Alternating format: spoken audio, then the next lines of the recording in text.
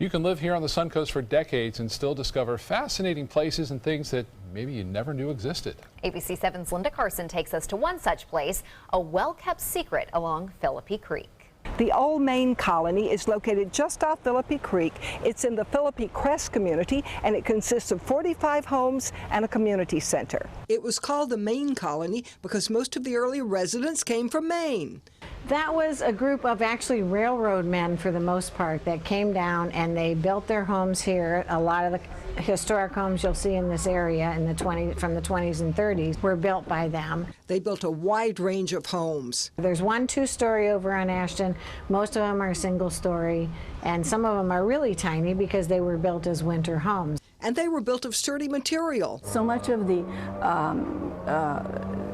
foundations and the building supplies were brought in from New England, and that's why so many of them have lasted. Fran Lawrence moved here from Maine with her parents when she was 11 years old. Ours was the two-story New England style, but I'm sure they adapted for the cross breezes and overhangs that before air conditioning.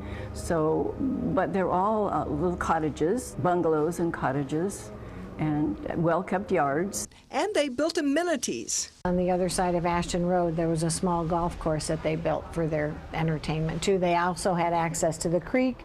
There was a boat dock, and they would have canoes and things, and they would go into the creek. And they built this neighborhood clubhouse. They actually brought the wood for this clubhouse down from Maine on barges and then up through Philippi Creek, and built the clubhouse with wood from Maine, and it was reputedly built on the backs of money they made having bean suppers. Life revolved around the clubhouse. This was where they had potlucks and Mother's Day dinners and lunches and events, game nights. In the 1980s, the clubhouse fell out of popularity and into disrepair. Now it's reborn. In 2010, we started again.